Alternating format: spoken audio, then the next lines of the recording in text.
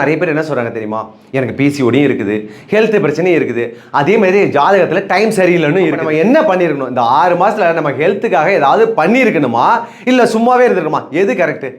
எல்லாருக்கும் தெரிஞ்ச விஷயம், ஏதாவது ஒரு விஷயம் பண்ணியிருந்தோம்னா சரியாயிருக்கும். அதான உண்மை. இந்த டைமில் ஹார்மோனல் சேஞ்சஸ் வரும், கண்டுக்கவே இல்லை. அது அப்படியே பிசிஓடியாக மாறுது, அப்பவும் கண்டுக்கவே இல்லை. அது இரகுலர் பீரியட்ஸாக மாறிடும், அப்பவும் நம்ம கண்டுக்க டைம் இல்லை.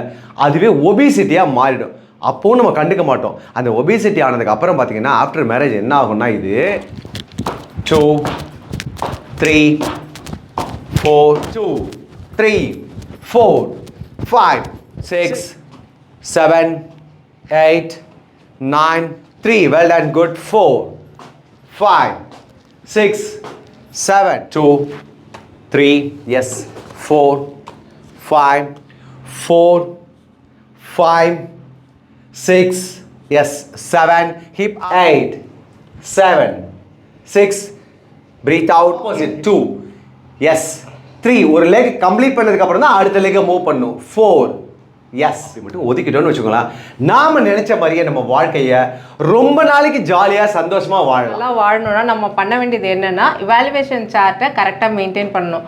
அதுக்கு என்ன பண்ணணும், எல்லாமே கிரீன் டிக் வரா மாதிரி ஃபாலோ பண்ணணும்.